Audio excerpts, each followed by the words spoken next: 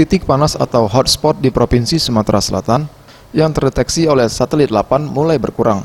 Setelah hujan yang mengguyur kota Palembang, berkurangnya titik panas itu juga berdampak pada penipisnya kabut asap. Kepala BPBD Sumatera Selatan Iriansyah mengatakan bahwa pada hari ini tanggal 7 November 2019 di Sumatera Selatan hanya terdapat 52 titik panas yang tersebar di kabupaten kota di Sumatera Selatan. Dan wilayah yang paling banyak terdapat titik hotspot berada di Kabupaten Ogan Komering Ilir dan Musi Banyuasin, yakni di Desa Pangkalan Lampam, Tulung Selapan, Cengal, dan Pedamaran. Ia juga menambahkan untuk melakukan pencegahan terhadap pelaku pembakaran hutan dan lahan di wilayah Sumatera Selatan akan dilakukan pemberdayaan kepada masyarakat desa, kemudian masyarakat yang selama ini membuka lahan dengan cara membakar akan dialihkan dengan memberikannya peralatan.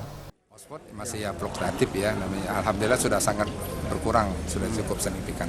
Itu lebih kurang ya, masih dalam rangka kita, tidak bisa kita ini ya, berapa itu kan kita bisa lihat nanti.